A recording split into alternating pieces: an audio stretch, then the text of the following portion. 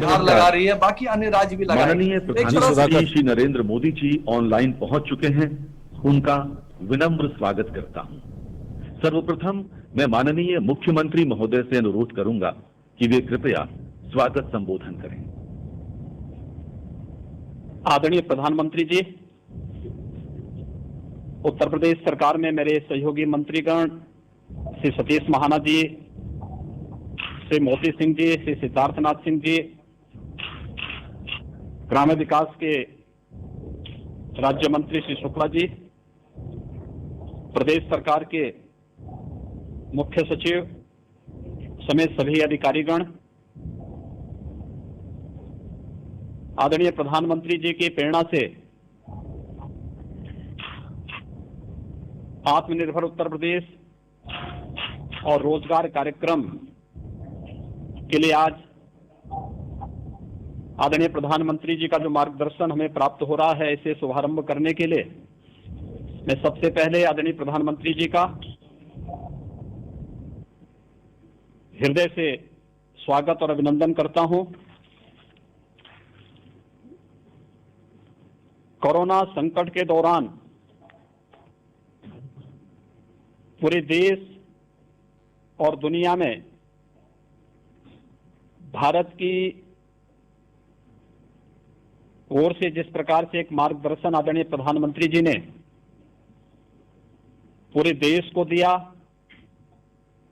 और आज जिस रूप में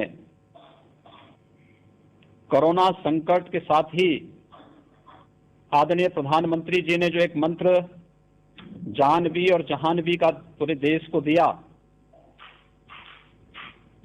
और इसके बाद देश के अंदर कामगार और श्रमिकों के लिए जिन योजनाओं को आगे बढ़ाने का अपना मार्गदर्शन दिया था, उसी क्रम में आज उत्तर प्रदेश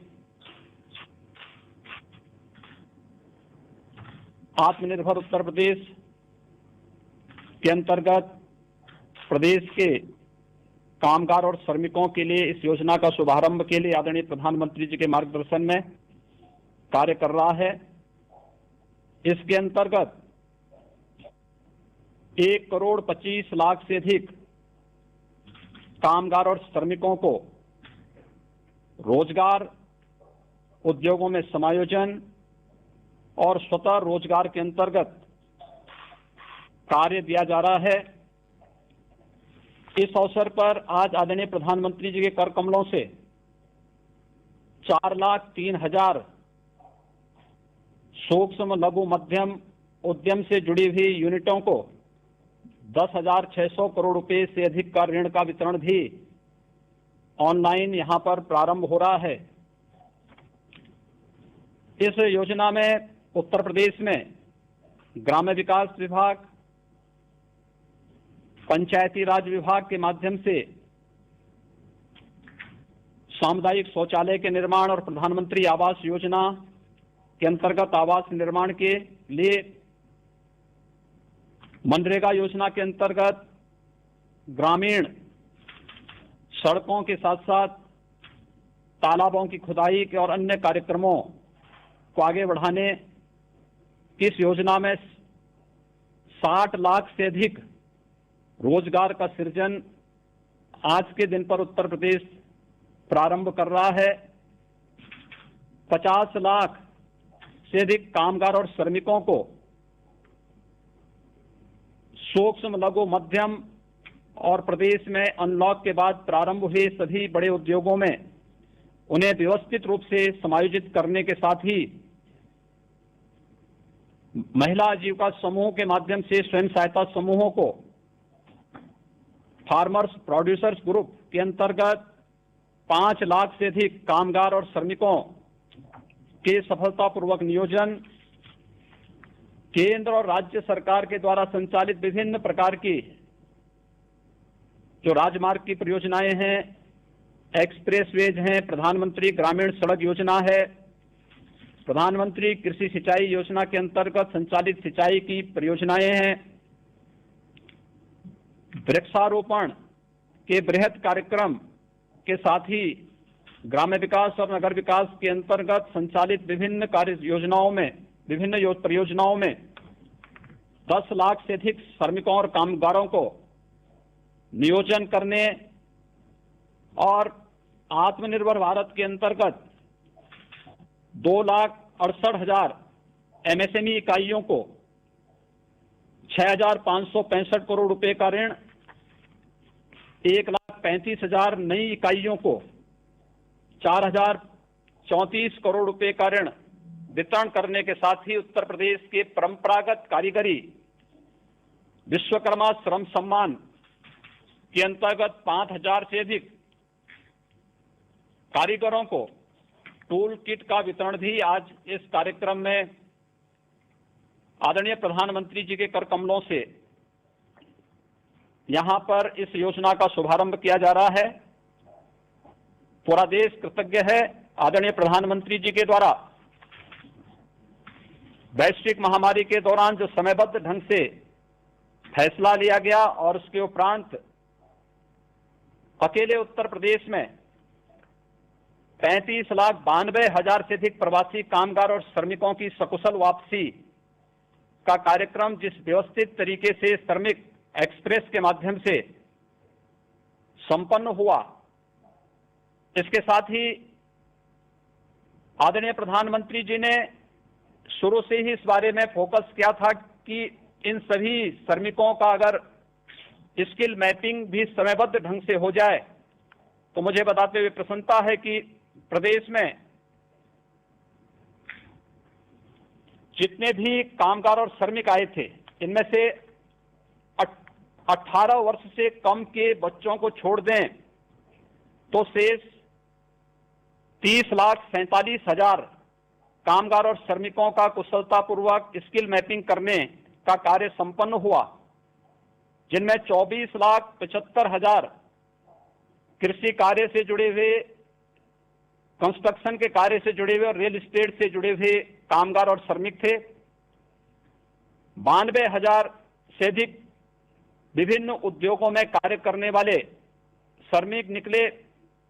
62,800 से ऊपर टेलर मास्टर, टेलरिंग का कार्य करने वाले हमारे पास इस प्रकार की स्किल मैन पावर आई। 45,000 से अधिक ड्राइवर, 10,700 से अधिक हस्तकला और 3,61,000 से अधिक plumber, salesman, security guard, courier और अन्य क्षेत्र से जुड़े हुए कामगार निकले। प्रदेश में आने वाले इन सभी कामगार और श्रमिकों में से ग्रामीण क्षेत्र में 26,12,000 और शहरी क्षेत्र में 1,63,000 कामगारों ने अब तक अपना क्वारंटीन पीरियड पूरा कर दिया है। होम क्वारंटीन में भी 4,71,000 कामगार और श्रमिक अभी है, जिसमें इंस्टीट्यूशनल क्वारंटीन में 51 और अभी कोरोना से पीड़ित लगभग 1,000 एक्टिव केस अकेले प्रवासी कामगार और श्रमिकों का है।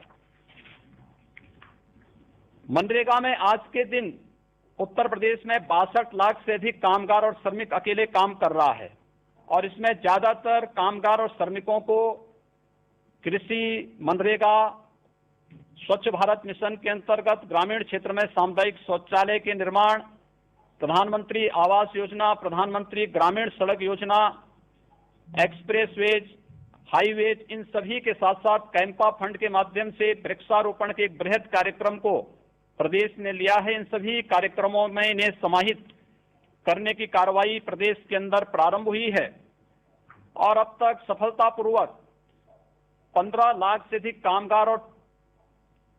कामगार और श्रमिक जो प्रवासी के रूप में प्रदेश में आए थे, इन्हें इन योजनाओं के साथ काम दिया ही गया। साथ साथ महिला स्वयंसेवी समूहों में राज्य ग्रामीण आजीविका मिशन के अंतर्गत 4,22,000 जो कामगार और श्रमिक वापस आए थे, इनमें से 1,69,000 को आजीविका मिशन के अंतर्गत इन्हें सफलतापूर्वक समायोजित किया गया है। इसके साथ ही प्रदेश में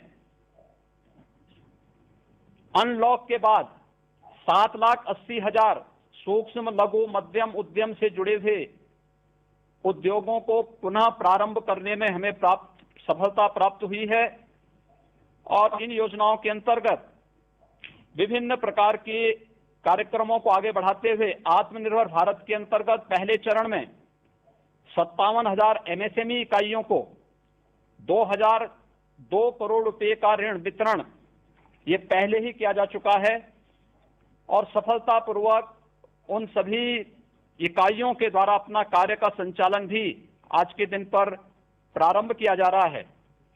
आज आदरणीय प्रधानमंत्री जी के कर कमलों से 5,000 से अधिक कामगारों को टूल किट का भी वितरण हो रहा है। खासतौर पर इसमें वे जो टेलर मास्टर थे यहाँ प्रदेश में वापस आए, इसमें 1650 दर्जी या जरदोजी के कार्य से जुड़े हुए जो टेलरिंग के कार्य से जुड़े हुए टेलर मास्टर हैं, 1088 धातु उद्योग, लोहार, सुनार आदि के कार्य से जुड़े हुए लोगों को, 250 सीसा उद्योग से, 120 दरी और कालीन उद्योग से जुड़े हुए, 1082 बढ़ई और फर्नीचर के कार्य से जुड़े हुए, 669 खाद्य प्रसंस्करण और हलवाई के कार्य से जुड़े हुए, 212 नाई, 137 टोकरी बुनकर, 120 माटी कला बोर्ड से जुड़े हुए कुम्हार, 95 राजमिस्त्री और 112 फुटवेयर की मरम्मत आदि के कार्य से जुड़े हुए कारीगरों को भी यहाँ पर टूल किट वितरण के एक बड़े कार्यक्रम को आज यहाँ पर प्रारंभ किया जा रहा है। आत्मनिर्भर भारत के अंतर्गत आदरणीय प्रधानमंत्री जी ने अनलॉक की कार्रवाई के बाद जो मार्गदर्शन पूरे देश को दिया, उसके अंतर्गत आज उत्तर प्रदेश में सफलतापूर्वक इतने बड़े पैमाने पर रोजगार, सेवायोजन और स्वतः रोजगार के कार्यक्रम को आगे बढ़ाया जा रहा है। होम क्वारंटीन का कार्यक्रम सफलतापूर्वक संपन्न होने के बाद बचे हुए जो कामगार और श्रमिक हैं, इनके लिए पर्याप्त मात्रा में रोजगार सृजन की आपके मार्गदर्शन में सभी संभावनाएं प्रदेश में मौजूद हैं और मैं इस बात के लिए आश्वस्त करता हूं कि उत्तर प्रदेश में इन सभी कामगार और श्रमिकों को सफलतापूर्वक कार्य उपलब्ध कराने और उनके नियोजन करने में हमें सफलता प्राप्त होगी।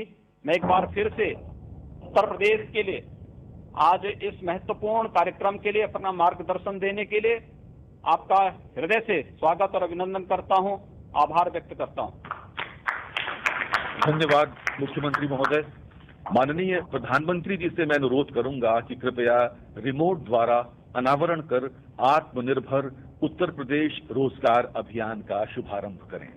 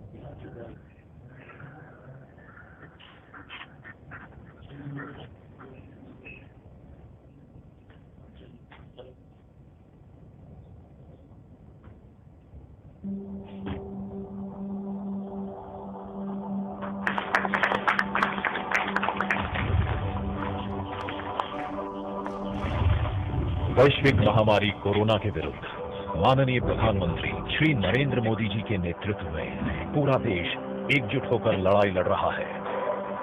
देश की जनता के उत्तम स्वास्थ्य और बेहतर भविष्य के लिए माननीय प्रधानमंत्री जी द्वारा समय से लिए गए निर्णयों के फलस्वरूप देश सुरक्षित स्थिति में है। माननीय मुख्यमंत्री योगी आदित्यनाथ जी ने श्रमिकों की सुरक्षित वापसी के लिए रेल मंत्रालय भारत सरकार से विशेष अनुरोध कर श्रमिक स्पेशल ट्रेनों का संचालन कराया और अन्य राज्यों से श्रमिकों की निशुल्क घर तक सुरक्षित वापसी कराई। संक्रमित या लक्षण वाले श्रमिकों को कोविड अस्पताल में भर्ती कराया गया। शेष श्रमिकों को राशन किट के साथ परिवहन निगम एवं प्राइवेट बसों द्वारा उनके गृह जनपदों में निगरानी समितियों की देखरेख में भेजा गया, जहां उनका दोबारा मेडिकल परीक्षण कराया गया। क्वारंटीन सेंटर में श्रमिकों एवं कामगारों की स्किल मैपिंग कर डेटाबेस तैयार किया गया। छूटे हुए श्रमिकों की स्किल मैपिंग कराई जा रही है। जिन श्रमिकों के पास होम क्वारंटीन की व्यवस्था नहीं थी, उन्हें क्वारंटीन सेंटरों में रखा गया, जहां खाने पीने और चिकित्सा की समुचित व्यवस्था की गई। राष्ट्रीय खाद्य सुरक्षा अधिनियम एवं प्रधानमंत्री गरीब कल्याण अन्न योजना के अंतर्गत खाद्यान्न वितरित किया गया। जिन श्रमिकों के पास अन्य राज्यों के राशन कार्ड थे या जिनके पास राशन कार्ड नहीं थे, उन्हें भी 2 बार निशुल्क खाद्यान्न दिया गया। पूरे प्रदेश में कम्युनिटी किचन के माध्यम से भी फूड पैकेट्स वितरित किए गए। इतना ही नहीं, अन्य जरूरतमंदों को भी भरण पोषण भत्ता दिया गया। भारत की संकल्प शक्ति ऐसी है कि भारत आत्मनिर्भर बन सकता है। माननीय प्रधानमंत्री श्री नरेंद्र मोदी जी के आत्मनिर्भर भारत अभियान एवं चुनौतियों को अवसर में बदलने के उनके संदेश से प्रेरित होकर उत्तर प्रदेश सरकार श्रमिकों, कामगारों को उनके घर एवं आसपास ही रोजगार देने के लिए युद्ध स्तर पर काम कर रही है। मनरेगा में प्रतिदिन श्रमिकों को रोजगार मिल रहा है। मानव दिवस सृजन में प्रदेश का देश में प्रथम स्थान है। एमएसएमई सेक्टर में उत्तर प्रदेश प्रथम स्थान पर है। एमएसएमई सेक्टर में ग्रोथ और रोजगार की सबसे अधिक संभावनाएं हैं। बृहद एवं एमएसएमई क्षेत्र की इकाइयों में 7,80,000 से अधिक यूनिट क्रियाशील हो गई हैं। कोरोना महामारी के दौरान प्रदेश में नई उत्पादन इकाइयों की भी शुरुआत हुई, जिनके माध्यम से पीपीई किट, N95 मास्क और सैनिटाइजर का उत्पादन किया गया। इससे प्रदेश में उपलब्धता बढ़ी एवं अन्य प्रदेशों में भी आपूर्ति की जा रही है। लॉकडाउन के दौरान चीनी मिलों, ईंट भट्ठों और कोल्ड स्टोरेजों के माध्यम से श्रमिकों को रोजगार दिया गया। राज्य सरकार की अन्य योजनाओं में भी रोजगार के अवसर उपलब्ध कराए गए हैं। देश में पहली बार कामगारों एवं श्रमिकों के हितों की सुरक्षा के लिए आयोग का गठन किया गया। गरीब कल्याण रोजगार अभियान, आत्मनिर्भर भारत योजना और विश्वकर्मा श्रम सम्मान योजना से रोजगार की तुरंत आवश्यकता वाले कामगारों को विभिन्न कार्य क्षेत्रों में रोजगार के अवसर प्राप्त हो रहे हैं। गरीब कल्याण रोजगार अभियान के लिए उत्तर प्रदेश के 31 जनपदों के चयन हेतु यशस्वी प्रधानमंत्री माननीय श्री नरेंद्र मोदी जी का हृदय से आभार। भारत के सुदूर अंचलों से वापस लौटे श्रमिक तथा कुछ स्थानीय ग्रामीण माननीय प्रधानमंत्री जी से अब वार्तालाप करेंगे। सर्वप्रथम मैं माननीय प्रधानमंत्री जी के साथ संवाद के लिए हल्धर मऊ विकासखंड कमालपुर जनपद गोंडा की सुश्री विनीता पाल को आमंत्रित करता हूं। विनीता जी नमस्ते। श्री माननीय प्रधानमंत्री, श्री माननीय मुख्यमंत्री, आपको विनीता पाल नमस्कार करती है हल्धर मऊ ब्लॉक जिला गोंडा से। विनीता जी नमस्कार। जरा अपने बारे में बताइए, अपने काम के विषय में जानना चाहूंगा मैं। नर्सरी का काम करती हूँ सर। सागवान लगाए हैं, चिप्स लगाए हैं, सहजन लगाए हैं, बेल लगाए हैं, नीम लगाए हैं और सारे से काम और मैं करती हूँ। यानी अपना खुद का है कि कोई संस्था के साथ जुड़ी है कि क्या, कैसे करती है? ये सर मेरा ही है, 10 सखी मिलके बनाए हैं। अच्छा, आपने वो यानी समूह बनाया हुआ है। जी। अच्छा अच्छा। नंगल महिला स्वयं सहायता समूह 10 महिलाओं को मैंने इकट्ठा करके संगठन बना के मैंने एक काम चला दिया है नर्सरी। कब से शुरू किया वनीता जी? 2019 फरवरी से सर। और आपके यहाँ 10 बहनें हैं। ये आइडिया कहाँ से आया आपको? जी हल्दर मऊ ब्लॉक से श्री राम प्रकाश मौर्य ने मुझे सूचना दिया तो मैंने नर्सरी था। अच्छा, लेकिन ऐसे ही पता चल गया कि ये काम करना है, कि ये काम की कुछ ट्रेनिंग हुई, कुछ में कुछ करना पड़ा होगा ना आपको? जी सर हम सब लोग बहुत गरीब थे सर।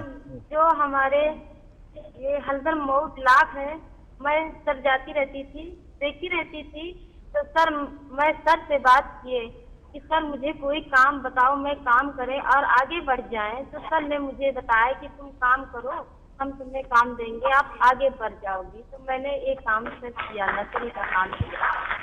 तो ये 10 बहनें कितना कमाई करते हैं? आप इस नर्सरी शुरू किए हैं तो? जी हमें महीने में 50,000 बचत हो जाती है, साल में 6 लाख बचत हो जाती है। 6 लाख रुपया एक साल में? जी, और जो एक वाहन है उसको मैं महीने में 3,000 दे देती हूँ सर। जो खर्चा लगता है उसको मैं और खर्चा पानी निकाल के एक वाहन को 3,000 रुपया मैं दे देती हूँ। अच्छा, देखिए आपको तो कमाई भी हो रही है और आप पर्यावरण की रक्षा भी कर रही है। सीडीओ साहब ने मुझे और मदद किया है। लेकिन इसके लिए आपकी कोई ट्रेनिंग प्रशिक्षण भी हुआ होगा कोई? जी कहीं ट्रेनिंग हुआ होगा आपका? जी ट्रेनिंग हुई है। अच्छा, और बहनों का भी ट्रेनिंग हुआ? जी सर सबकी हुई है। चलिए, आप और आपके समूह की बहनें जो काम कर रही हैं, बहुत ही प्रशंसनीय काम कर रही हैं। और आपने एक प्रकार से अपने गांव में इन 10 परिवारों को आत्मनिर्भर बनाने का जो बीड़ा उठाया है और 6 लाख रुपए जितनी आमदनी करती हैं आप, मैं आपको बहुत बधाई देता हूं और आप बहुत प्रगति करें, मेरी आपको शुभकामनाएं हैं। धन्यवाद विनीता जी। वहाँ श्री माननीय प्रधानमंत्री श्री माननीय मुख्यमंत्री को विनीता साहब धन्यवाद देती है। मैं अपने नर्सरी से एक पौधे भी देना चाहती हूँ, फिर मैं फूल भी देना साथ में चाहती हूँ। बहुत अच्छा, आपका धन्यवाद। धन्यवाद विनीता जी। अब प्रधानमंत्री जी के साथ संवाद के लिए हम जनपद बहराइच चलेंगे, जहां प्रधानमंत्री आवास योजना के लाभार्थी श्री तिलक राम जी उनसे संवाद करेंगे। तिलक राम जी नमस्ते। अपना परिचय, अपने काम के विषय में थोड़ा बताइए तिलक राम जी। हम खेती करता हूँ साहब, और जैसे और फिशरमेंट लगाया था उसको काट लिया हूँ साहब, और अब धान लगाने वाले हैं। परिवार में कितने सदस्य हैं? माता जी है, पिताजी हैं, एक भाई है और मेरी बीवी है, 3 बच्चे हैं साहब। अच्छा, तो काम क्या करते हैं? काम यही खेती बाड़ी का करता हूँ साहब। अच्छा, और नरेगा में काम करता हूँ साहब। ये पीछे बहुत बढ़िया मकान बन रहा है आपका, तो बड़ा तगड़ा, क्या बात है? आपसे कहा है साहब, प्रधानमंत्री जी आपने दिया है। अच्छा, आपको सरकार का लाभ मिला है? उसी में बनवा रहा हूँ साहब। तो नीचे वाला बन गया, अभी ऊपर बना रहे हैं? हाँ, नीचे वाला साहब बन गया, स्लैब पर रही साहब। अच्छा। हाँ, तो ये प्रधानमंत्री आवास योजना का आपको लाभ मिला? हाँ, प्रधानमंत्री आवास योजना का मुझे लाभ मिला। तो पहले कहाँ रहते थे? पहले कहीं नहीं जाते थे, घर पे ही रहते थे साहब। यानी ऐसे ही झोपड़ी में?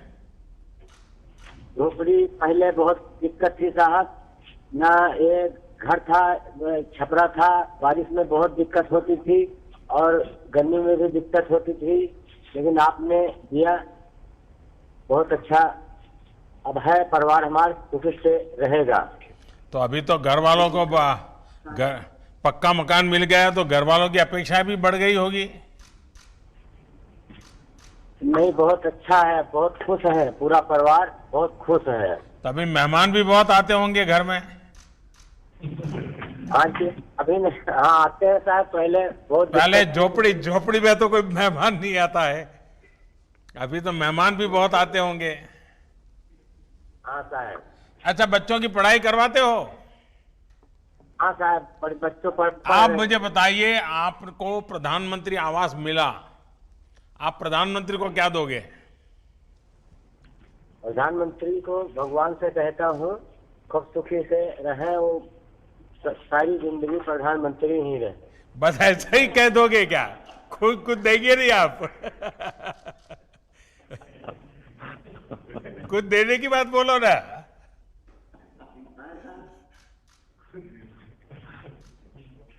अच्छा, मैं मांगता हूं, देंगे आप? पक्का?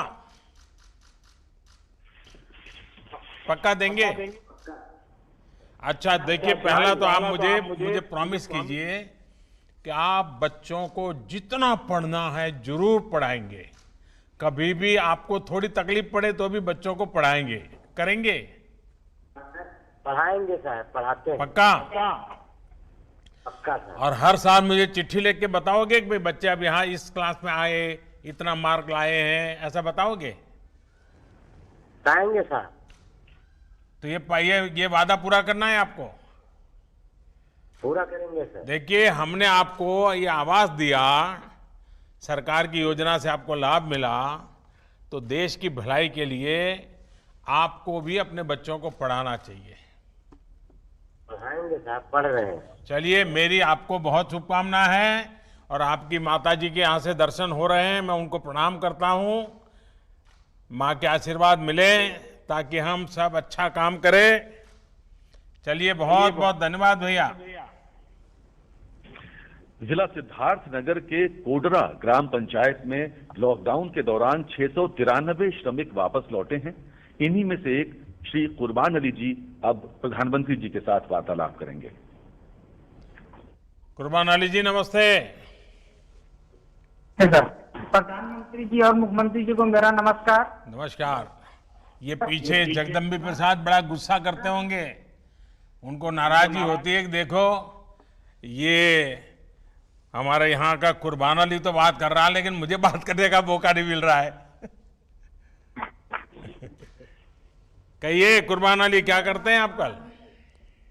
सर, मेरा नाम कुर्बान अली है, मैं कोडरा ग्राम जिला सिद्धार्थनगर से बोल रहा हूँ। मैं मुंबई में राजमिस्त्री का काम करता था। लॉकडाउन के दौरान मैं और मेरा छोटा भाई गांव वापस लौट कर आए। प्रधानमंत्री जी को मैं आभार व्यक्त करना चाहता हूँ कि गांव वापस आने के बाद मुझे और मेरे भाई को और मेरे गांव में जितने लोग आए हैं सबको राशन किट भी दिया गया और 1000 रुपया भी दिलाया गया, जिससे हमें बहुत खुशी हुई। और राज्य सरकार को हमारे हुनर के मुताबिक हमारे ही गांव में हमें काम भी दिलाया गया, जिससे मैं राज्य सरकार और प्रधानमंत्री जी को आभार व्यक्त करना चाहता हूँ। तो कुर्बान अली जी, इस बार तो ये कोरोना के कारण आप मुंबई छोड़ करके घर आ गए, तो रमजान का महीना भी तो घर में सबके साथ मनाया होगा? नहीं सर, 15 मई में हम लोग मुंबई में थे। अच्छा अच्छा। लॉकडाउन में मुंबई से 12 मई को मैं अपने गांव वापस प्राइवेट बस से गांव वापस आ गया। अच्छा, तो अभी गांव में क्या करते हैं? आप वापस आए हैं तो? सर, गांव वापस आने से पहले मेरा मेडिकल जांच हुआ, 21 दिन होम क्वारंटीन में भी रखा गया। मैं और मेरा छोटा भाई गांव पे प्राइवेट में काम करते थे, और यहाँ पे प्रधान जी हमारे सामुदायिक शौचालय बनवा रहे हैं, जिसमें हमें हमारे भाई को राजमिस्त्री का काम भी दिलाया गया। और आगे बोले प्रधान जी की राज्य सरकार द्वारा जैसे और काम भी मिलेगा, जैसे प्राइमरी की मरम्मत और गांव में घर घर शौचालय भी बनाए जाएंगे। हमें वहाँ भी राजमिस्त्री का काम भी दिलाया गया। राजमिस्त्री की हमारी ट्रेनिंग भी शुरू हो गई है, जिनका सर्टिफिकेट हमें दिलाया गया है। अच्छा अच्छा, यानी अब आप एक बड़े सर्टिफाइड राजमिस्त्री बनकर के काम के लिए जाएंगे आगे? जी सर। तो आप जब वहां थे और बीमारी की खबरें आई तो माँ बाप और सब रिश्तेदार सब बड़े चिंता में पड़ गए होंगे? सर, लॉकडाउन के समय हम भी घबरा गए थे, लेकिन आपने ट्रेन भी चलाई और घर वाले थोड़ा खुशी भी हो गए कि ये रमजान का दिन भी था और ईद भी करीब थी, इसलिए घर वाले बोले 12 मई को प्राइवेट गाड़ी से हम लोग घर चले आए, अपने परिवार के साथ ईद भी यहाँ पे मनाई। चलिए, तो सब माँ बाप भाई बहन सब खुश हो गए आप आ गए तो। सब यहाँ पे सभी खुशी है। लेकिन अभी तबीयत संभालते हो कि नहीं संभालते हो? बड़े बहादुर बन करके ऐसे ही घूम रहे हो? नहीं सर, यहाँ पे आके बहुत खुश हूँ। यहाँ पे रोजगार भी हमको दिलाया गया, यहाँ पे भी हम काम भी कर रहे हैं। हाँ। चलिए, मेरी आपको बहुत शुभकामना है और आप अपना परिवार स्वस्थ रहे कुर्बान अली जी। और कौन है? अब मैं अहमदाबाद से वापस लौटे, गोरखपुर को वापस लौटे श्री नागेंद्र सिंह जी को आमंत्रित करता हूं। इन्होंने गोरखपुर लौटकर मुद्रा ऋण के माध्यम से डेयरी का काम प्रारंभ किया है। मतलब कि आप योगी जी के गांव के हैं और मेरे गांव में रहते थे? नमस्कार। नागेंद्र जी कहाँ रहते थे अहमदाबाद में? राजू नगर सर। हैं? राजू नगर। राजू नगर, अच्छा। जी सर। कितने साल रहे वहाँ? मेरे चाचा जी रहते हैं वहीं पर। अच्छा अच्छा, चाचा जी के पास रहते थे। जी सर। क्या काम करते थे वहाँ? स्टील बर्तन का काम सर। अच्छा, तो ये सीखा कहाँ आपने स्टील बर्तन का इतना बड़ा वो तो काम बड़ा महत्वपूर्ण होता है। सर वहीं चाचा के लड़के कराते थे, वहीं सिखाते थे। अच्छा अच्छा अच्छा। तो आप वापस कैसे आ गए? सर लॉकडाउन चल गया तो क्या करें वहाँ पर। अरे अहमदाबाद तो बहुत बढ़िया है। कंपनी बंद हो गई थी सर। अच्छा, यहाँ माँ भी चिंता करती होंगी, रिश्तेदार चिंता करते होंगे कि भाई बीमारी में तुम कहीं मत रहो, घर चले आओ, ऐसा हुआ होगा। इसलिए चले आए सर। हाँ। तो ये बीमारी का इतना डर कैसे लग गया? वैसे ही बीमारी है सर ये। तो अभी डर है कि अभी डर निकल गया? अभी पूरा डर है। अच्छा, तो अहमदाबाद से निकले कैसे आप? ट्रेन से सर। अच्छा, ये जो श्रमिक ट्रेन था उससे आ गए? जी सर। अच्छा, तो अब क्या मन करता है यहाँ? यहाँ सर हम ईपी बड़ौदा ईपी बैंक से हमने लोन लिया था। लोन लिया है आकर के? जी सर। किस रोजगार के लिए। किस चीज के लिए लोन लिया? डेयरी खोलने के लिए। अच्छा, कितना लोन लिया है? 1 लाख का। 1 लाख रुपया? जी सर। तो आपको दे दिया बैंक वालों ने? हाँ सर। आपने डरा दिया होगा उनको कि मैं अहमदाबाद से आता हूँ, मोदी जी के गांव से आता हूँ, 1 लाख रुपया देना पड़ेगा, ऐसा किया था क्या? नहीं सर, पहले तो मैं लॉकडाउन में यहाँ तो प्राइमरी स्कूल में भी रहता था। हाँ। लॉकडाउन का पालन करके ही गया था। तो क्या किया 1 लाख रुपए का? मैंने भैंस खरीदा। भैंस खरीदा? तो जी क्या सर। क्या योजना क्या है आपकी? डेयरी का सर। डेयरी का? तो अभी भैंस दूध देती है? हाँ सर, देती है 10 किलो। कितना दूध बेचते हैं आप? 7 किलो दूध हम बेचते हैं सर। कितनी कमाई होती है? 365 रुपया। अच्छा, यानी हर दिन का 365 रुपया? जी सर। अच्छा, और वहाँ अहमदाबाद में कितना कमाते थे? वहाँ तो सर वही पड़ जाता था 8,000 7,000। तो आप गांव में आए, भैंस लाए और ज्यादा कमाने लग गए, तो आपको तो कोरोना फायदे में गया। जी सर। है, आपने आपत्ति को अवसर में पलट दिया। बस हमें आपसे ही सीखना है, सब सरकारों को यही सीखना है कि देखिए हमारे नगेंद्र जी ने आपत्ति को कैसे अवसर में पलटा, हम भी आपत्ति में से अवसर कैसे ढूंढे। तो अभी क्या करोगे? एक ही भैंस से चलाओगे? डेयरी करना है तो भैंस तो ज्यादा चाहिए।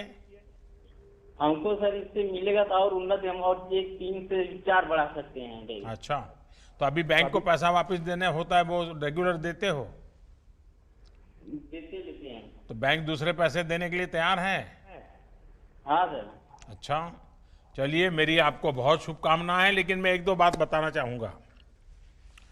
आपने भैंस रखी है, कभी कभी क्या होता है हमारे यहाँ क्या खिलाना उसका ज्ञान नहीं होता है, और ज़्यादातर घर की महिलाएं ही ये पशुपालन करती हैं। अब जैसे भारत सरकार ने 13,000 करोड़ रुपया खर्च करके पशुओं के फूट टू माउथ डिसीज का टीकाकरण का काम शुरू किया है। आप सबसे पहले ये टीकाकरण करवा दीजिए।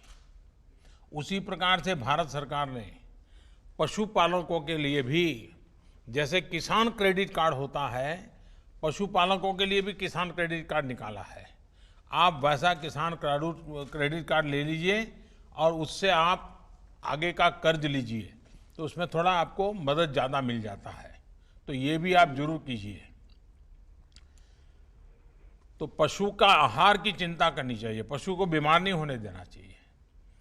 ज़्यादातर क्या होता है कि हम लोग दूध देता रहता है, हमें पता ही नहीं होता है कि पशुधन का जितना महात्म्य बढ़ाओगे ना, आपको अच्छा होगा। और उसका जो मलमूत्र है उससे भी अच्छा फर्टिलाइजर बना करके बेच सकते हैं आप, उससे भी कमाई कर सकते हैं। तो करेंगे?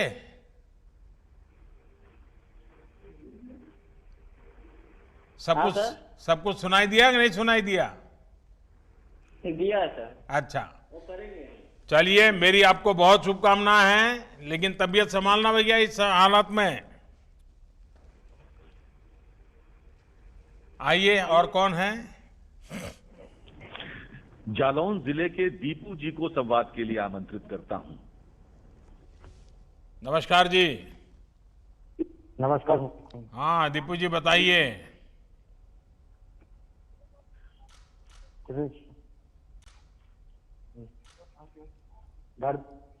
डकोर जालौन को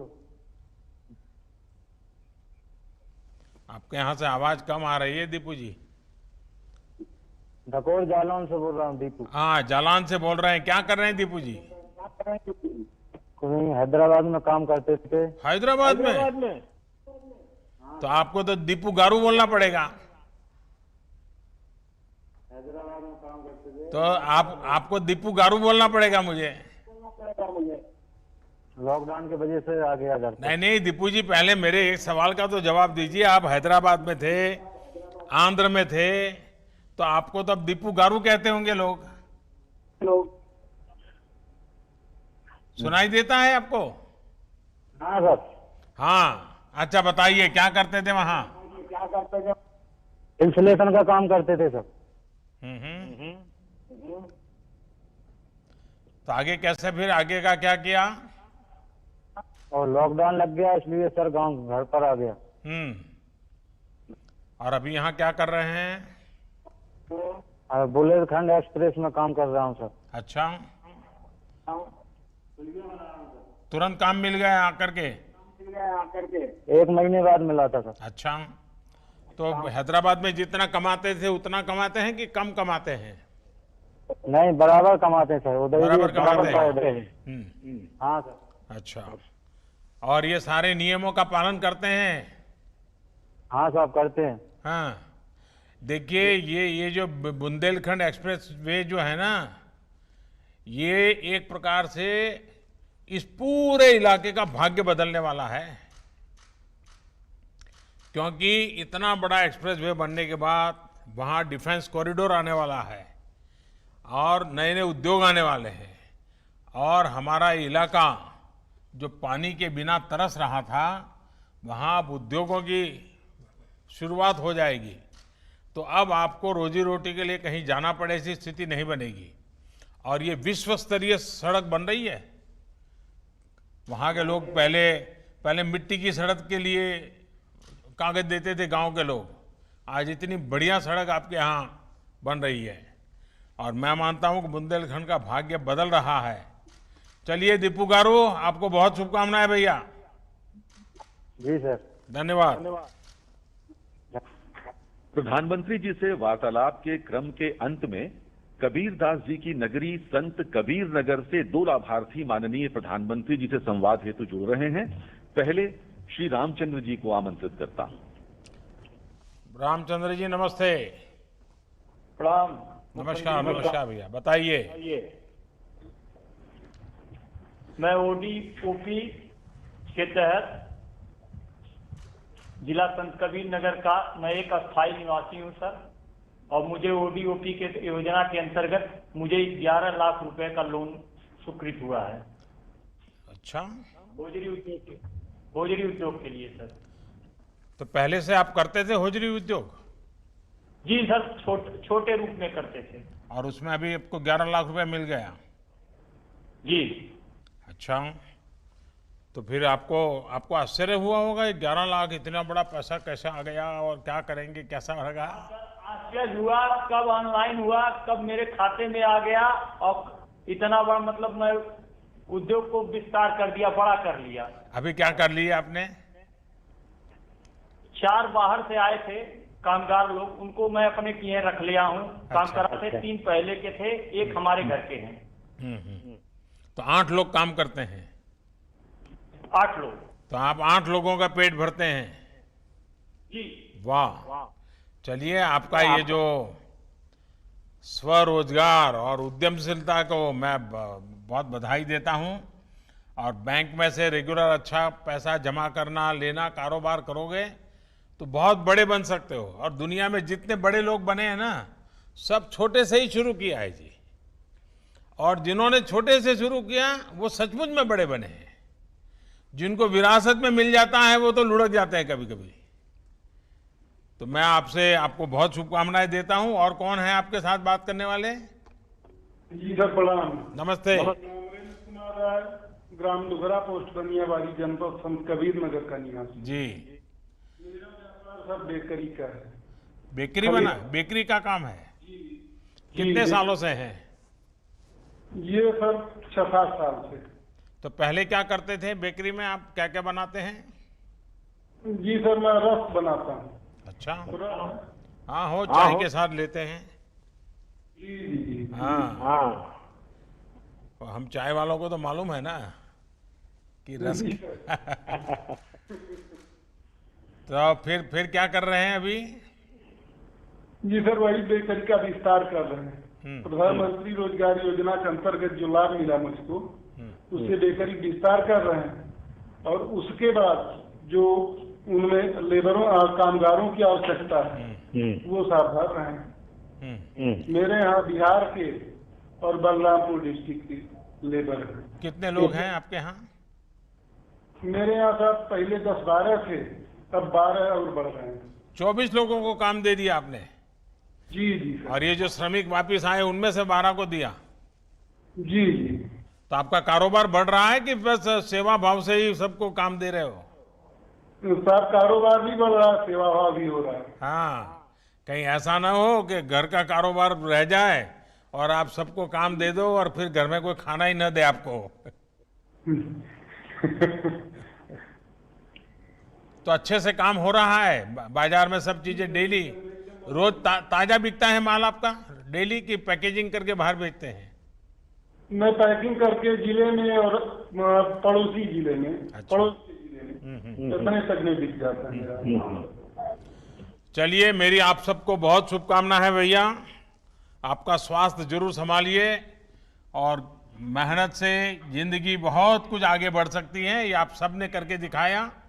धन्यवाद आप सबका। अब वो माननीय प्रधानमंत्री जी से अनुरोध कि वे अपने उद्बोधन से हम सबका मार्गदर्शन करें। माननीय प्रधानमंत्री महोदय। साथियों नमस्कार। मुझे आप सबसे बात करने का मौका मिला और जितना लोगों से बात करते हैं हर बार नई नई चीजें जानने को मिलती है। और हम सभी ने, अगर हम सोचेंगे अपने अपने जीवन के विषय में, अपने व्यक्तिगत जीवन में अनेक उतार चढ़ाव हम सब ने देखे हैं। हमारे सामाजिक जीवन में भी गांव में, शहर में अलग अलग तरह की कठिनाइयां आती ही रहती हैं। अब देखिए, कल बिजली गिर गई बिहार में, उत्तर प्रदेश में कितने लोगों को जान चली गई।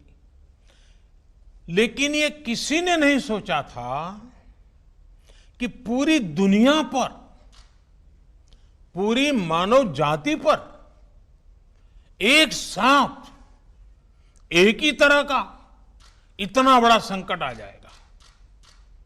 एक ऐसा संकट जिसमें चाहकर भी लोग दूसरों की पूरी तरह मदद नहीं कर पा रहे हैं। इस दौरान शायद ही कोई ऐसा होगा जिसको कोई परेशानी न हुई हो। बच्चे हो, बुजुर्ग हो, महिलाएं हो, पुरुष हो, देश हो, दुनिया हो, गांव हो, शहर हो, पढ़ा लिखा हो, अनपढ़ हो, अमीर हो, गरीब हो, हर किसी को दिक्कतों का सामना करना पड़ा है। आगे भी हमें नहीं पता कि इस बीमारी से कब मुक्ति मिलेगी,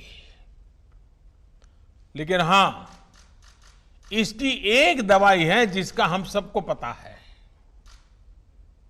और ये दवाई है 2 गज की दूरी। ये दवाई है मुंह ढकना, फेस कवर या गमछे का इस्तेमाल करना। जब तक कोरोना की वैक्सीन नहीं बनती है, टीका नहीं बनता है, हम इसी दवाई से इस कोरोना से रोक पाएंगे। साथियों, आज जब आप सभी मुझसे बात कर रहे हैं और मैं देख रहा था कि आपके चेहरे पर खुशी है, आपके आंखों के भाव, आपका अपनापन मैं अनुभव कर रहा था, और सारा देश देखता है। और यहां इस कार्यक्रम में उत्तर प्रदेश के यशस्वी ऊर्जावान मुख्यमंत्री श्रीमान योगी आदित्यनाथ जी मौजूद हैं, मंत्रिपरिषद के उनके साथी मौजूद हैं, प्रशासन के सारे वरिष्ठ अधिकारी मौजूद हैं, अलग अलग जिलों में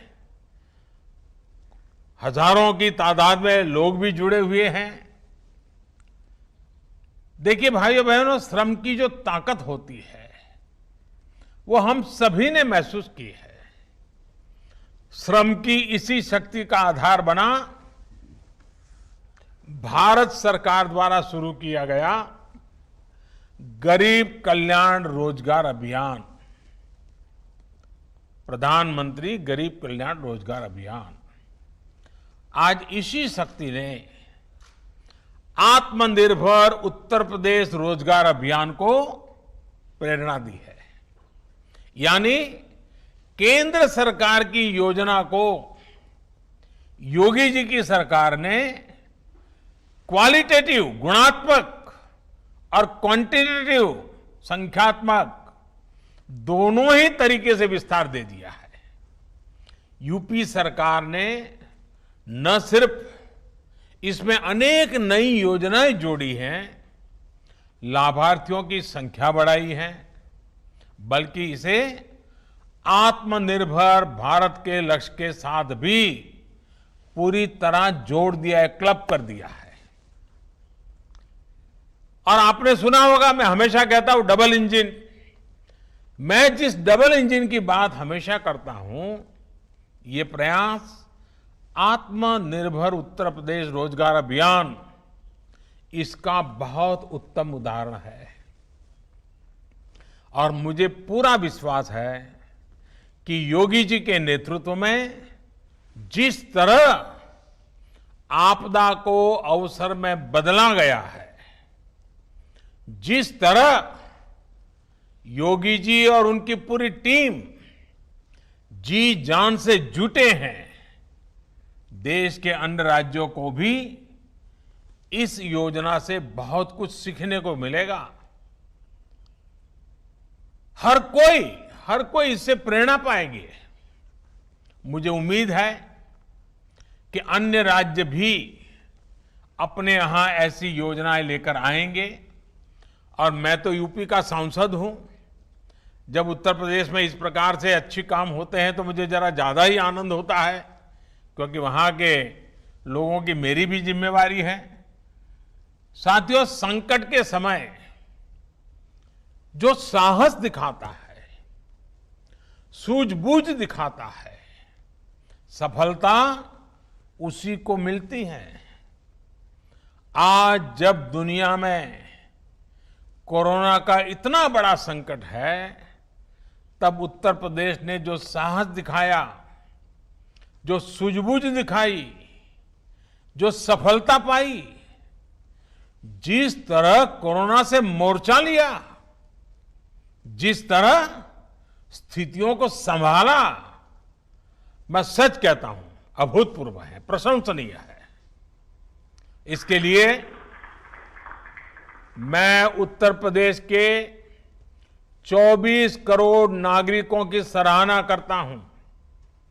इन उत्तर प्रदेश के सभी मेरे भाइयों बहनों को मैं आज विशेष रूप से नमन करता हूं। आपने जो काम किया है वो पूरी दुनिया के लिए एक मिसाल है। उत्तर प्रदेश के आंकड़ों में दुनिया के बड़े बड़े एक्सपर्ट्स को चकित कर देने की अद्भुत क्षमता है। चाहे यूपी के डॉक्टर हो, पैरामेडिकल स्टाफ हो, सफाई कर्मचारी हो, पुलिस कर्मी हो, आशा आंगनवाड़ी कार्यकर्ता हो, बैंक और पोस्ट ऑफिस के साथी हो, परिवहन विभाग के साथी हो, श्रमिक साथी हो। ये लिस्ट इतनी लंबी है, शायद मैं सबके नाम बोल नहीं पाऊंगा, लेकिन हर किसी ने पूरी निष्ठा से साथ अपना योगदान दिया है।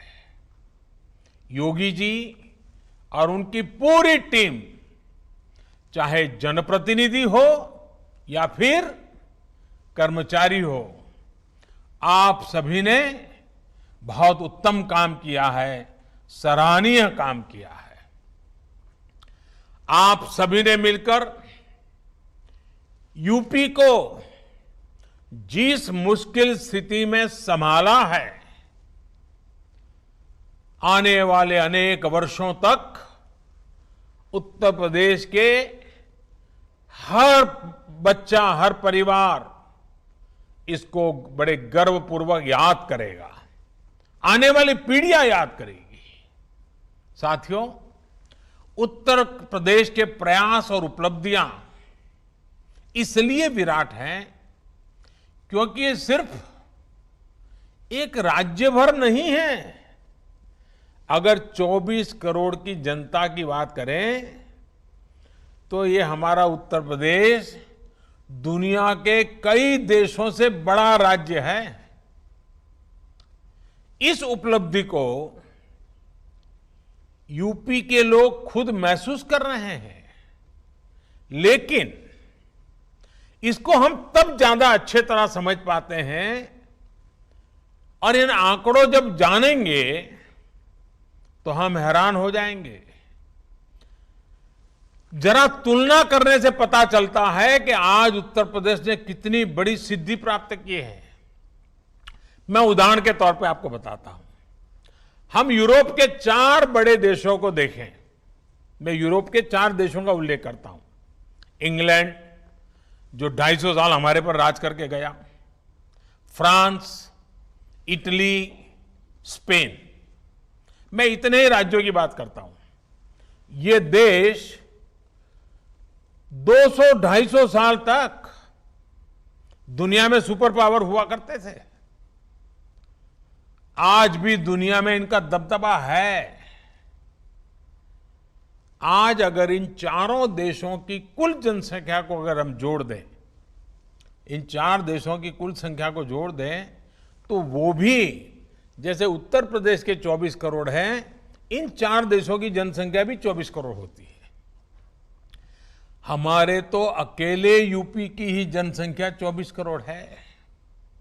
यानी कि जितने लोग इंग्लैंड, फ्रांस, इटली और स्पेन, इन 4 देशों में रहते हैं, उतने ही लोग हमारे उत्तर प्रदेश में रहते हैं। लेकिन कोरोना में इन 4 देशों में मिलाकर उनकी जनसंख्या उत्तर प्रदेश जितनी है, इन 4 देशों में मिलाकर के 1,30,000 लोगों की मौत हो चुकी है। 1,30,000। जबकि उतनी ही जनसंख्या वाला हमारा उत्तर प्रदेश 600 लोगों की जान गई है।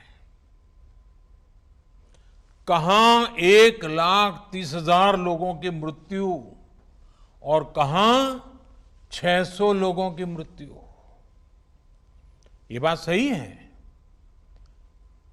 कि मृत्यु मृत्यु होती है, एक हो या अनेक हो।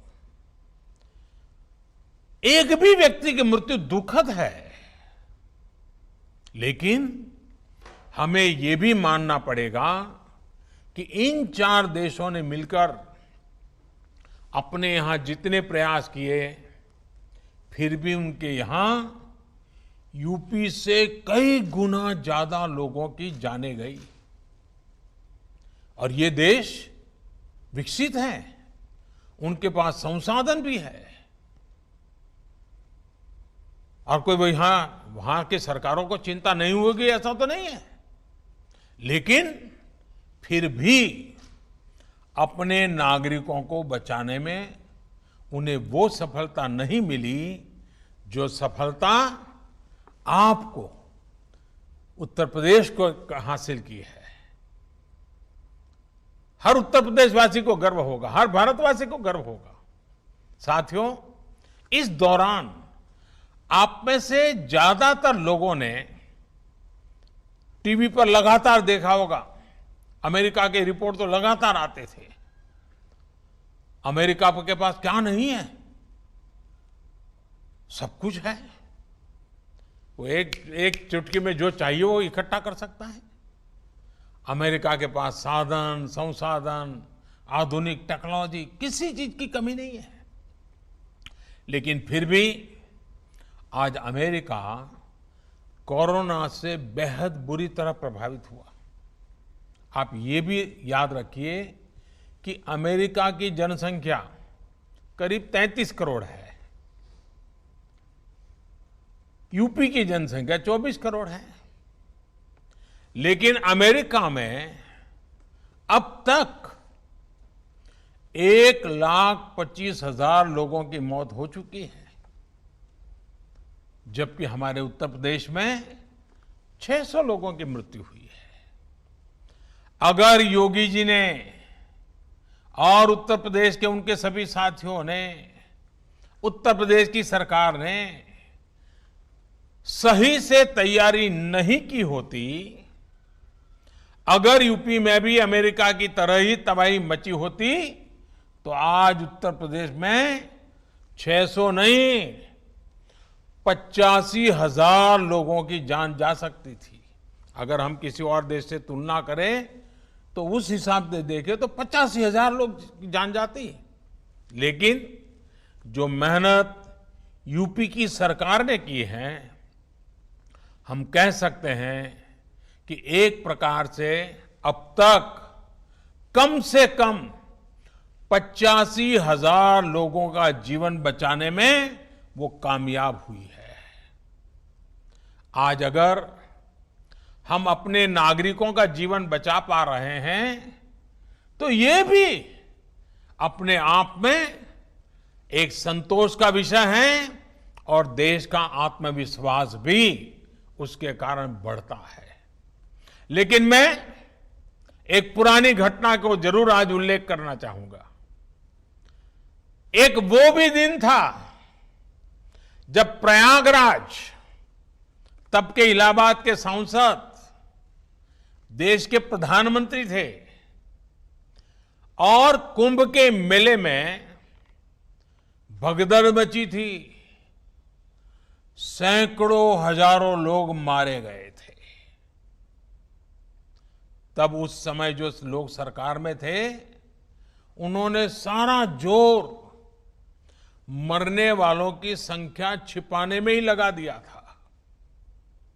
अब आज उत्तर प्रदेश के लोगों का जीवन बच रहा है, सुरक्षित हो रहा है, तो यूपी के सांसद के नाते, देश के नागरिक के नाते, भारत के प्रधानमंत्री के नाते, जैसे आप सबको तसल्ली मिलती है, मुझे भी तसल्ली मिलती है।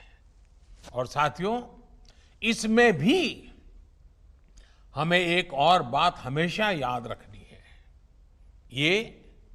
ये सब उस स्थिति में हुआ जब देश भर से करीब 30-35 लाख से जितने श्रमिक, हमारे कामगार साथी यूपी में पिछले कुछ हफ्तों में अपने गांव लौटे थे। सैकड़ों श्रमिक स्पेशल ट्रेनों को चलवाकर यूपी सरकार ने मुश्किल में फंसे अपने लोगों को वापस बुला लिया था। दूसरे राज्यों से आए इन साथियों से संक्रमण के फैलाव का रिस्क और भी अधिक था, लेकिन उत्तर प्रदेश ने जिस तरह स्थिति को संवेदनशीलता के साथ संभाला, उसने राज्य को एक बड़े संकट से बाहर निकाल लिया। देश की भी बहुत बड़ी सेवा की है उत्तर प्रदेश ने।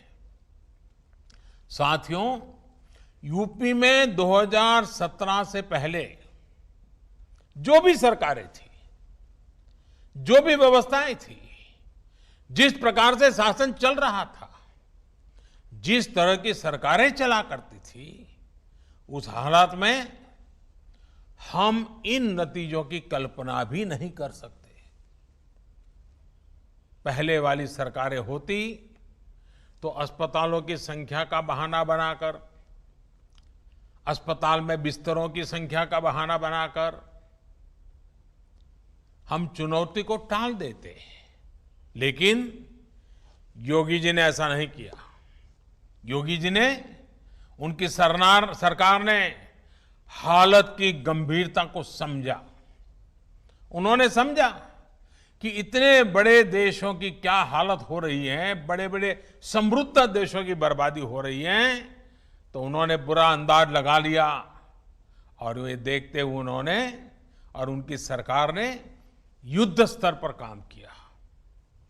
क्वारंटीन सेंटर हो, आइसोलेशन की सुविधा हो, इसके निर्माण के लिए पूरी ताकत झोंक दी गई। आप कल्पना से कर सकते हैं,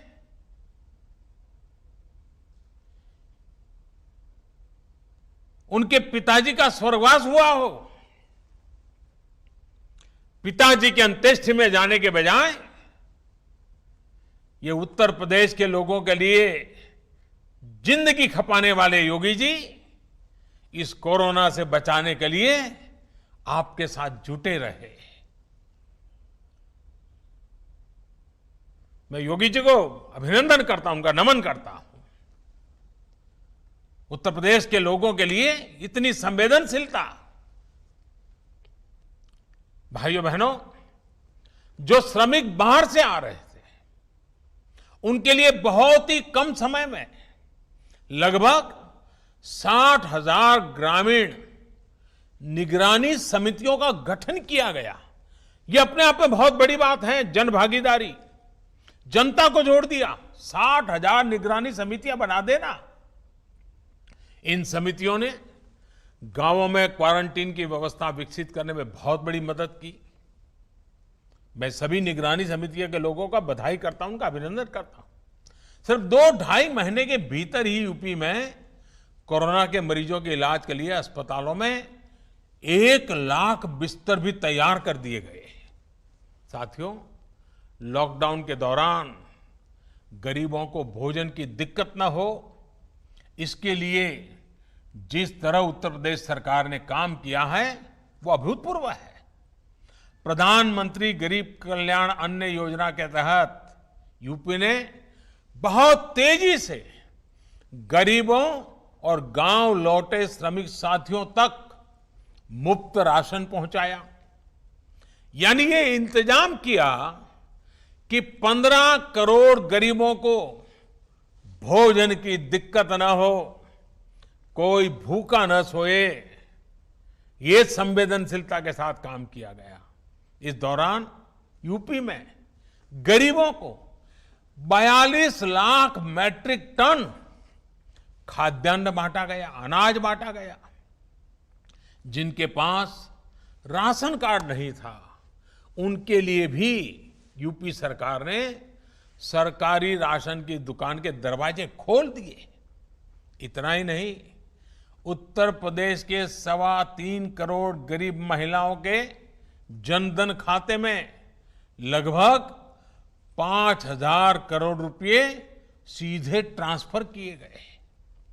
आजादी के बाद के इतिहास में संभवतः किसी सरकार ने इतने बड़े पैमाने पर गरीबों की मदद नहीं की है।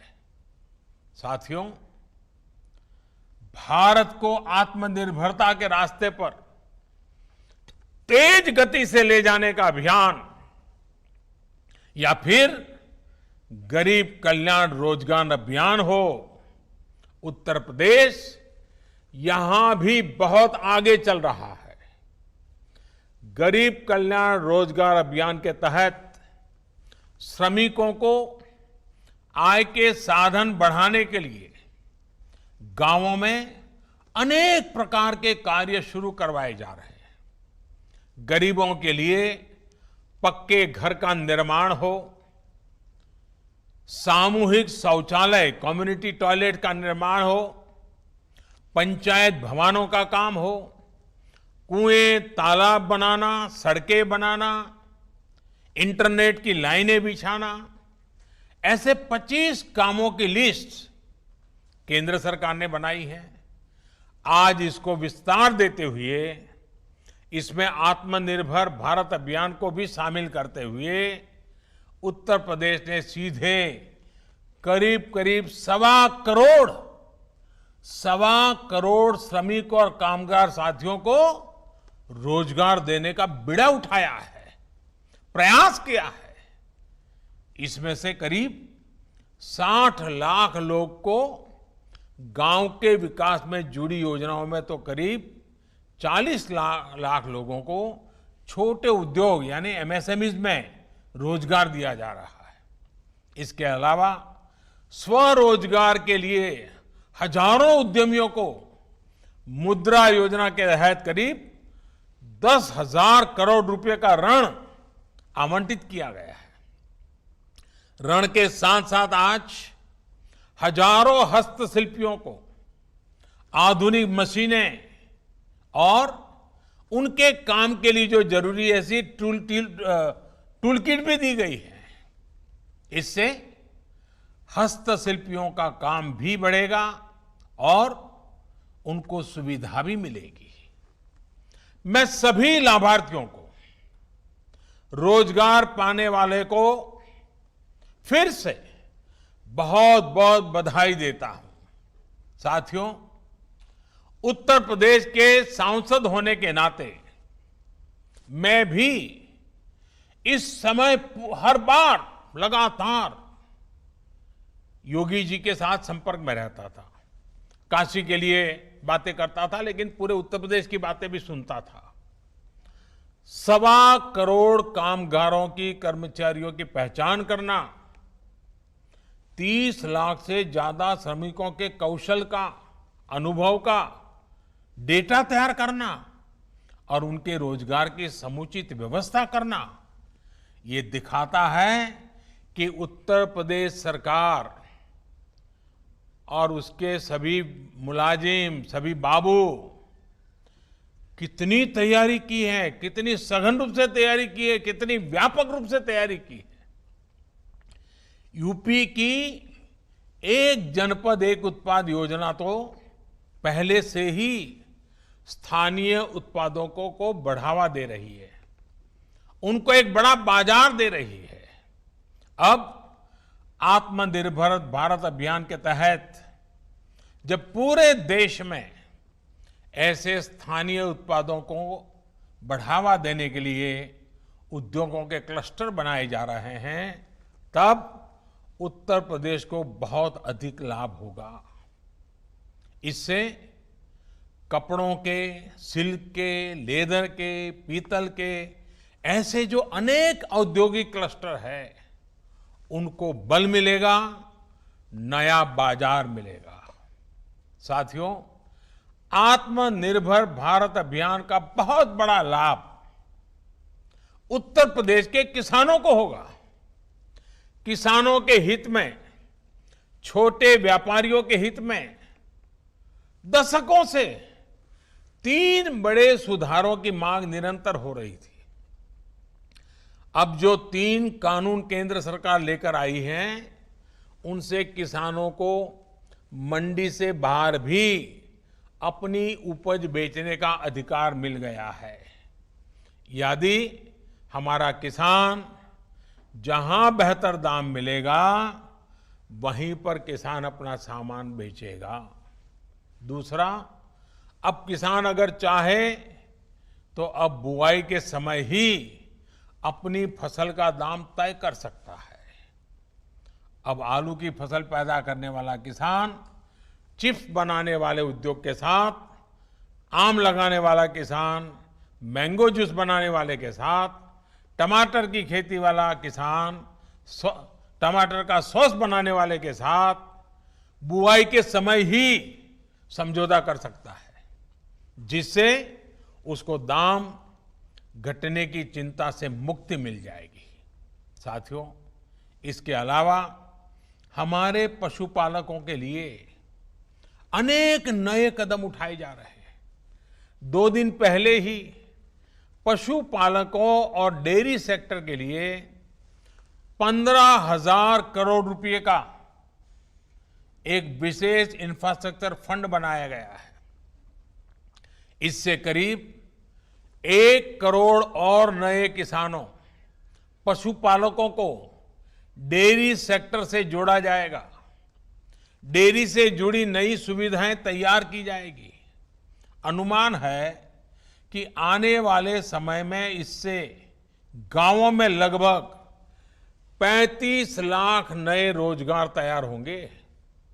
परसों ही केंद्र सरकार ने यूपी में टूरिज्म को बढ़ावा देने के लिए एक और अहम फैसला लिया है। बौद्ध सर्किट के लिहाज से, और ये बहुत महत्वपूर्ण है, बौद्ध सर्किट के लिहाज से अत्यंत महत्वपूर्ण कुशीनगर, इस कुशीनगर एयरपोर्ट को इंटरनेशनल एयरपोर्ट घोषित किया गया है। इससे पूर्वांचल में हवाई कनेक्टिविटी और सशक्त होगी और देश विदेश में भगवान बुद्ध पर आस्था रखने वाले करोड़ों श्रद्धालु अब आसानी से उत्तर प्रदेश आ सकेंगे। इससे भी स्थानीय युवाओं के लिए रोजगार और स्वरोजगार के अनेक अवसर बनेंगे।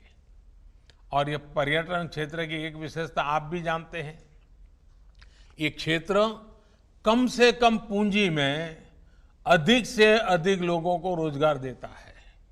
साथियों, उत्तर प्रदेश हमेशा से भारत के प्रगति पथ का सबसे महत्वपूर्ण हिस्सा रहा है। गांव, गरीब और देश को सशक्त करने के जिस मिशन को लेकर के हम चले हैं, उसमें उत्तर प्रदेश का योगदान यहां बीजेपी की सरकार आने के बाद अब लगातार बढ़ रहा है। बीते 3-3.5 वर्षों में हर बड़ी योजना पर उत्तर प्रदेश ने तेज गति से काम किया है। सिर्फ 3 साल में यूपी में गरीबों के लिए 30 लाख से ज्यादा पक्के घर बनाए गए हैं। सिर्फ 3 साल की मेहनत से यूपी ने खुद को खुले में शौच से मुक्त घोषित किया है। सिर्फ 3 साल में पारदर्शी तरीके से यूपी ने 3 लाख नौजवानों को सरकारी नौकरी दी है। सिर्फ 3 साल के प्रयासों से यूपी में माता मृत्यु दर में 30% की गिरावट आई है। साथियों, बरसों से पूर्वांचल में एन्सेफेलाइटिस महामारी की तरह ये कहर बरपाती थी। अनेक नवजात शिशुओं की दुखद मृत्यु इस बीमारी से हो जाती थी। अब यूपी सरकार के प्रयासों से इस बीमारी के मरीजों की संख्या तो कम हुई है, मृत्यु दर में भी 90% तक की कमी आई है। इसके अलावा मेडिकल कॉलेज हो या फिर आयुष्मान भारत अभियान के तहत दूसरी सुविधाएं, इससे भी यूपी ने प्रशंसनीय काम किया है। बिजली, पानी, सड़क, ऐसी अनेक बुनियादी सुविधाओं में अभूतपूर्व सुधार हुआ है। नई सड़कों और एक्सप्रेसवे के निर्माण में यूपी आगे चल रहा है। और सबसे बड़ी बात यह है कि आज उत्तर प्रदेश में शांति है, कानून का राज कायम हो रहा है।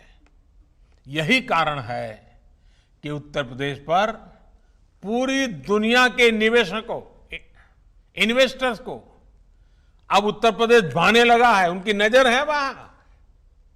सरकार देशी और विदेशी निवेश को आकर्षित करने के लिए जो भी कदम उठा रही है, उसका बहुत बड़ा लाभ यूपी उठा रहा है।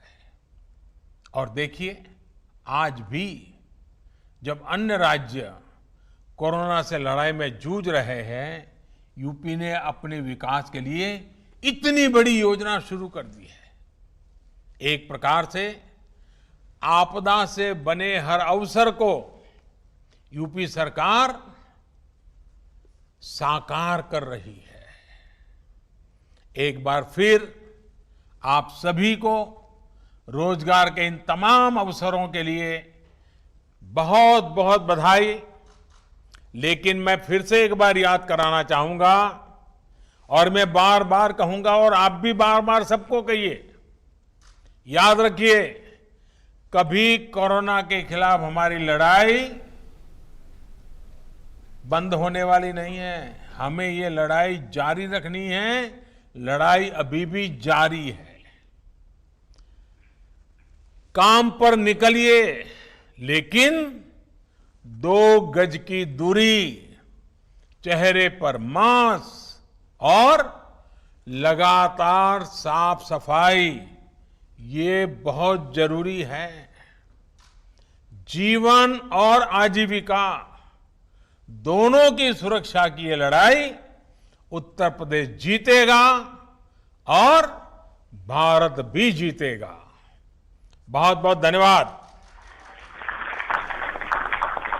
माननीय प्रधानमंत्री जी एवं उत्तर प्रदेश के माननीय मुख्यमंत्री जी तथा कार्यक्रम से जुड़े अन्य सभी महानुभावों का इस कार्यक्रम में उपस्थित वर्ग बहुत बहुत धन्यवाद। नमस्कार। ये सीधा प्रसारण आप देख रहे थे। प्रधानमंत्री नरेंद्र मोदी ने आत्मनिर्भर उत्तर प्रदेश रोजगार अभियान की शुरुआत की। उन्होंने वहां पर कई लोगों से, कई लाभार्थियों से, जो सरकारी योजनाओं के लाभार्थी हैं, उनसे भी बात की। उत्तर प्रदेश के मुख्यमंत्री योगी आदित्यनाथ भी इस वीडियो कॉन्फ्रेंसिंग में मौजूद थे। और ख़ास तौर पर जो प्रधानमंत्री ने कुछ बातें कहीं कि संकट के समय जो साहस और सूझबूझ का परिचय देता है, वही कुंदन होकर निकलता है, वही जंग को जीतता है। एक बात उन्होंने और ख़ास तौर पर कही कि आपत्ति को अवसर में बदलने वाला, यानी कि ये जो कोरोना काल में जिस तरह की आपत्ति आई है, सरकार की पूरी कोशिश है कि इसे अवसर में बदला जाए। और ये जो रोजगार से जुड़े हुए जितने भी कार्यक्रम हैं सरकार के, ये उसी के तौर पर सरकार इसकी कोशिश कर रही है। उन्होंने ख़ास तौर पर कोरोना काल में और उससे पहले भी उत्तर प्रदेश की सरकार ने, वहाँ के प्रशासन ने, वहाँ के कर्मचारियों ने जिस तरह का काम किया है, इसके लिए प्रधानमंत्री ने उनकी प्रशंसा की। तो फिलहाल इस खास पेशकश में इतना ही, लेकिन डीडी न्यूज़ पर लगातार खबरों का सिलसिला जारी है। अनुमति दीजिए। नमस्कार।